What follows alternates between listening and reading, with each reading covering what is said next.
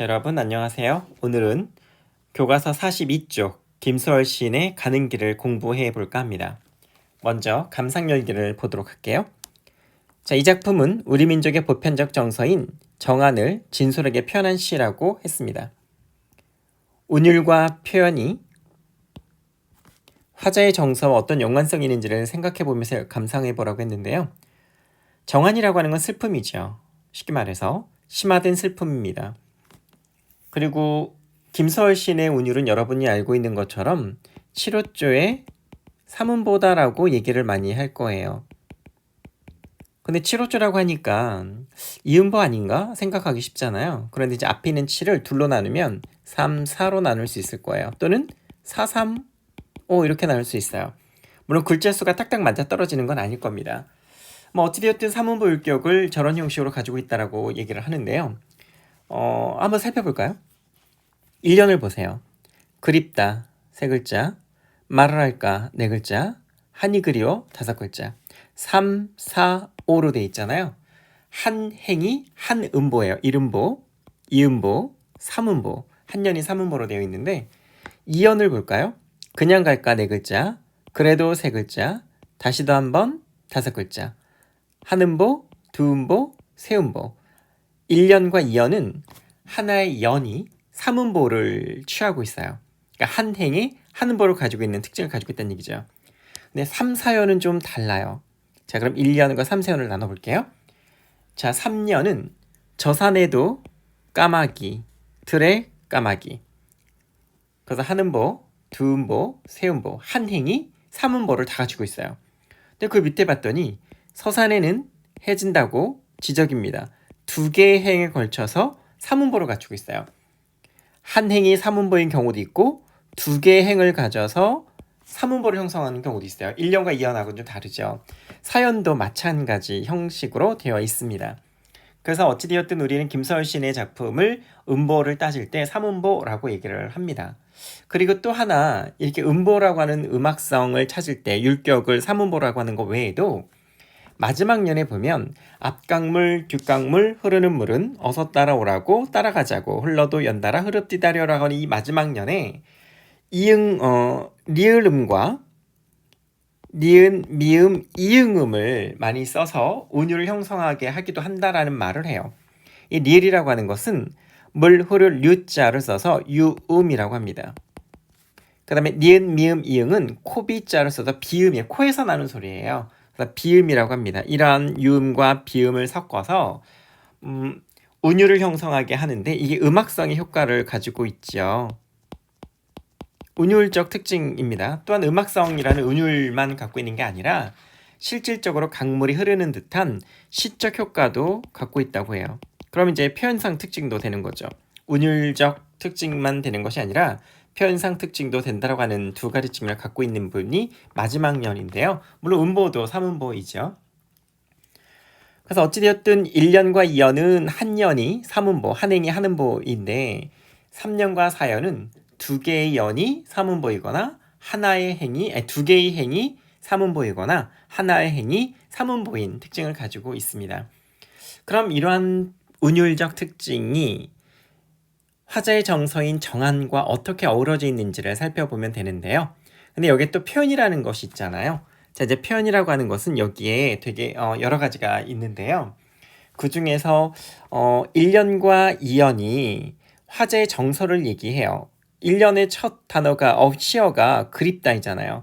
그립다라고 하는 단적인 단적인 화자의 정서를 표현해주고 있는 시어가 나오고 그 다음에 2연에서도 보면 그냥 갈까 다시도 한번 해서 점점점점해서 여운을 남기잖아요. 미련을 느끼게 하죠. 뭔가 아쉽고 그 다음에 한 번 더 보고 갈까 하는 느낌을 갖게 만들잖아요. 그래서 1년과 2년은 앞부분인데 화자의 정서를 얘기한다고 해서 먼저 선자 써서 또 정서정자 써서 선정이라고 합니다. 그다음에 뒷부분은 까마귀가 나오잖아요. 까마귀가 나오고 또 강물도 나옵니다. 여기는 화제의 정서를 얘기하는 건 아닌 것 같아요. 그죠? 어떤 시적 배경에 대한 얘기를 하는 것 같죠. 화자를 둘러싼 환경을 얘기하기 때문에 뒷부분은 배경에 대한 얘기를 한다고 해서 뒤후자 써서 후경이라고 합니다. 그러니까 선정은 화자의 내면 심리를 주로 얘기를 하는 부분이고 후경은 외적 상황을 얘기하는 부분이에요. 이러한 선정 후경이라고 하는 표현 기법이 있고, 그리고 아까 유음 비음 썼다는 얘기 했었고, 또 어떤 표현이 있냐면 까마귀랑 강물이 있죠. 요것을 우리는 객관적 상관물이라고 하는데요. 왜 객관적 상관물인지는 조금 이따 설명을 해 드릴 건데, 객관적 상관물이라고 하는 것은 여러분이 알고 있는 것처럼 감정이입이라는 것과 좀 비슷한 면이 있어요. 그러니까 객관적 상관물은 화자의 감정을 대변하는 대상일 때에도 객관적 상관물이라고 하는데, 그게 바로 감정이입이에요.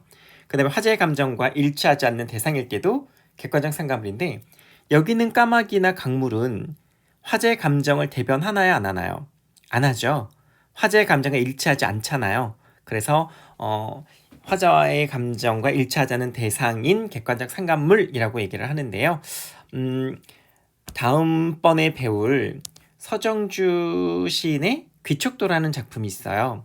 그 서정주 시인의 귀촉도라는 작품을 좀 나중에 할 건데, 그 작품에는 역시 객관적 상관물이 등장하긴 하지만 감정이입에 대한 객관적 상관물이 나올 겁니다. 그때 다시 한번 설명을 더 드릴게요. 어찌되었든 여기에는 선정 후경이라는 표현 기법과 표현상 특징과 또 객관적 상관물이라고 하는 표현상 특징이 드러나고 있다는 것도 알아두면 좋을 것 같고요. 그리고 또 뭐가 있을까요? 한번 보면서 살펴보도록 할까요? 먼저 1년부터 볼게요. 그립다. 그립다라고 하는 화제의 심정을 단적으로 표현한 시어라고 했잖아요. 정서가 바로 드러났잖아요. 그립다라고 하는 거. 그런데 말을 할까? 고민하는 것 같죠? 한이 그리워. 여기 한이를 한번 유심히 볼까요? 이 한이라는 거는 그립다, 말을 할까, 한이 여기에 붙을 수도 있어요. 말을 할까, 한이라고 붙을 수도 있고, 말을 할까, 한이 그리워라고 할 수도 있는데, 이런 걸 뭐라고 하느냐 하면 의도적으로 행을 걸치게 했다라고 해서 이거를 행간걸침이라고 얘기를 합니다. 행간걸침. 한이를 이행에 걸리기도 하고 삼행에 걸리게도 했다라는 뜻이에요. 그래서 이런 행간걸침은 사실 이제 의도적인 행갈이라고 하는데요. 의도적 행갈이 행을 나눴다는 얘기예요. 이거는 호흡의 여백을 줘서 화자의 정서를 표현하는 거예요. 근데 여기 보니까 어떤 정서를 표현하는 것 같아요. 말을 할까? 한이 그려. 말을 할까? 말까? 이런 망설이는 듯한 화자의 정서가 이제 망설임이잖아요. 망설임의 감정인 거잖아요. 이런 망설임의 감정을 표현하는 부분이라고 얘기를 하고, 그런 효과를 드러낸 거라고 얘기를 하는 겁니다. 그러니까 어떻게 보면 이제 이거는 율격을 위해서이기도 해요. 왜냐하면 말을 할까 하니 하면 6글자가 돼버리잖아요. 네, 그립다 3글자, 말을 할까 4글자, 한이 그리워 5글자. 어떻게 보면 이제 율격을 위해서도 의도적으로 행을 갈아버린 건데, 어쨌든 일련의 내용을 보니까 이 사람이 지금 이별하는 상황인 것 같죠. 이별하는 상황에서 그립다, 말을 할까, 하니 그리워. 그러니까 이 말을 한다라고 하는 건 사랑의 고백일 수도 있고요. 또는 잘 있어라라고 하는 작별 인사일 수도 있지만, 어찌되었든 화자는 뭔가에 대한 망설이는 듯한 느낌을 주죠. 그래서 여기에서는 내용이 이별의 안타까움이라고 보면 될 것 같아요. 그리고 이연에 보면 그냥 갈까? 이것도 망설이는 거잖아요. 그래도 다시도 한번 점점점점 해서 말줄임표를 했는데 한 번 더 보고 갈까? 하는 미련이 남아있는 듯한 느낌, 약간 머뭇거림의 느낌을 주죠. 머뭇거리는 듯한 느낌을 주고, 화자가 그냥 갈까라고 단념하고 내가 떠나려고 할까? 떠날까? 라는 건데, 결국에는 그냥 갈까 말까 이거 내적 갈등인 거잖아요.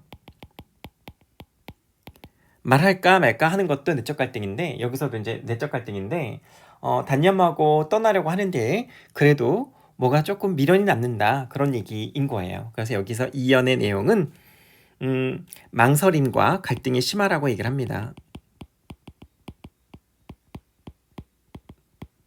뭐의 갈등일까요? 내적 갈등이겠죠? 내적 갈등이 심화되는 부분이에요. 그리고 3년으로 가면 저산에도 까마귀, 들의 까마귀, 서산에는 해진다고 지적입니다. 서산에 해진다라고 하는 것은 무엇을 말하는 걸까요? 해가 지는 시간이잖아요. 시간적 배경을 나타내는 거죠. 시간적 배경인데 결국에는 옛날에는 차가 없잖아요. 해가 져버리면 어떤 길을 가기가 어렵죠. 그래서 이거는 어떻게 보면 이별의 시간을 나타내는 것일 수 있어요. 지금 빨리 떠나야 된다라는 시간인 거죠. 그래서 빨리 떠나야 해라고 까마귀가 얘기해 준다는 얘기예요. 쉽게 말하면 재촉한다는 거야. 빨리 길을 떠나라고 재촉하는 대상인 거죠. 그리고 사연도 보면 앞강물, 뒷강물, 흐르는 물도 강물도 마찬가지예요. 어서 따라오라고, 어서 따라가자고, 흘러도 연달아 흐릅디다려라고 해서 이 강물도 역시 재촉하는 거죠. 어떻게 보면 이 재촉하는 거는 사실 까마귀라든지 강물이 재촉하는 게 아니라 화자가 느끼기에 자기를 재촉하게 하는 듯한 느낌을 갖는 거잖아요. 그리고 재촉하는 것은 사실 화자 자신일 수도 있어요. 시간상으로 보나 공간적으로 보나 화자는 지금 떠나야 해요. 떠나야 하지만 지금 망설이고 있는 거잖아요. 그래서 결국은 내가 가야지라고 하는 거는 화자의 정서일 거예요. 그런데 그것을 까마귀라고 하는 대상과 강물이라고 하는 대상에 어떤 객관성을 부여해서 감정을 간접적으로 드러내는 거죠. 근데 객관적 상감물은 정서를 간접적으로 드러낸다라고 얘기를 해요. 간접적으로 드러내게 해주는데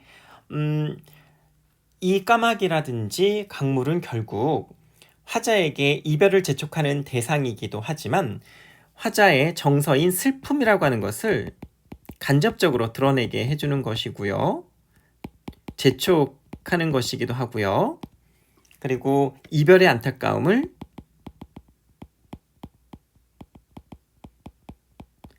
심화시키는 대상이기도 하죠.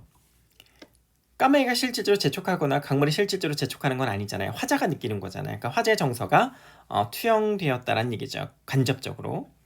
그래서 객관적 상감물이라고 얘기를 하는 겁니다. 그리고 실질적으로 까마귀라든지 강물이라고 하는 거는 이별의 분위기를 조성하는 대상이라고 해요.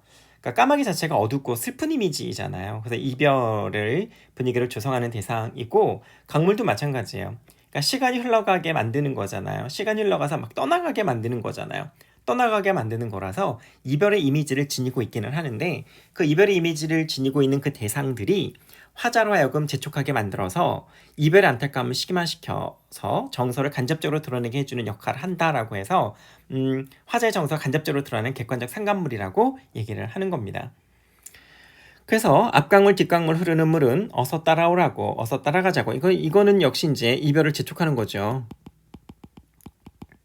이별을 재촉하는 거고 흘러도 연달아 흐릅디다려 이 다려라고 하는 건 어떻게 보면 현대어는 잘 안 쓰는 것 같죠.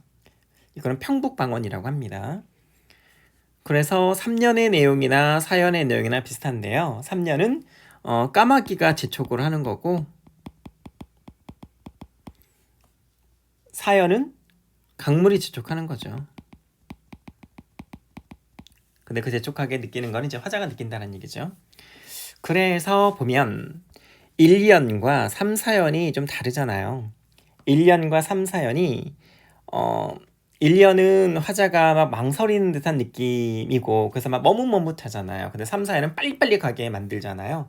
빨리빨리 가게 하기 때문에 서로 이제 대조가 이루어진다고 얘기를 해요. 근데 대조라고 하는 표현적 효과는 뭘까요? 두 개의 대상을 비교해서 차이점을 가지고 어떤 특정 하나를 강조하는 거잖아요. 근데 여기서는 화자의 정서를 강조하는 걸까요? 배경을 강조하려고 하는 걸까요? 그렇죠. 이거는 화자의 정서를 강조하는 거예요.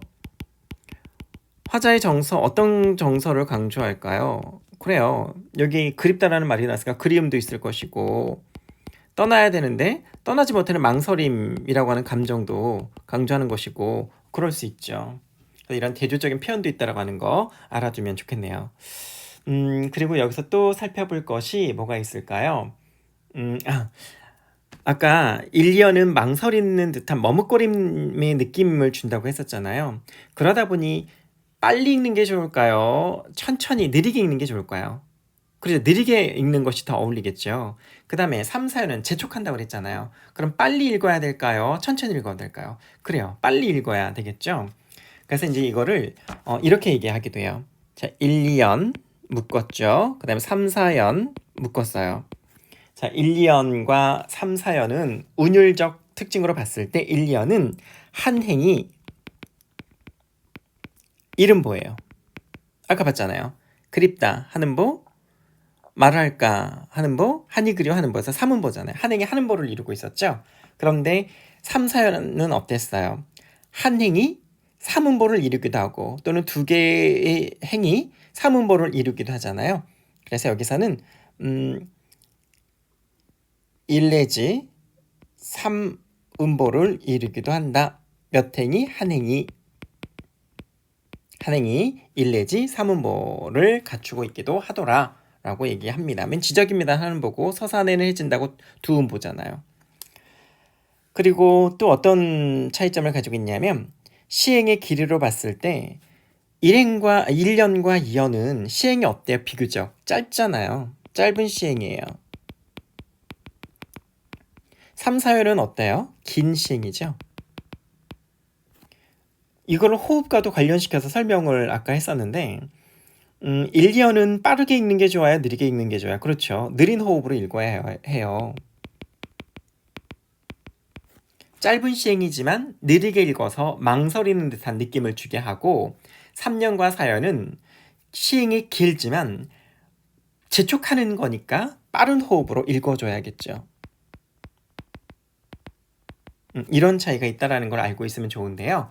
그러니까 이런 거는 어떤 효과를 갖고 오게 되냐면 이별의 아쉬움이라고 하는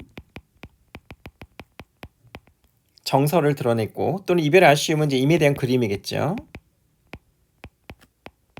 임에 대한 그리움이라고 하는 정서를 주제를 보다 효과적으로 드러내주기도 합니다. 이거는 결국에는 화자의 정서와 시의 호흡이 서로 대응한다는 얘기예요. 잘 맞아떨어진다는 얘기죠. 그 말은 곧 내용과 형식이 유기적이란 얘기예요. 학습 목표가 그거잖아요. 얼마나 유기적인지 잘 살펴봐라. 굉장히 유기적으로 잘 형성이 되어 있지요. 이 작품은. 그래서 이 작품은 이별의 아쉬움과 임에 대한 그림이라는 주제를 가지고 선정, 후경의 구조를 취했고 유음과 비음을 사용하여 음악적 효과를 거두고 있고 객관적 상관문을 통해서 화제의 정서를 간접적으로 드러내고 있고 시행의 길이와 어조로 화제의 심리를 잘 표현하고 있습니다.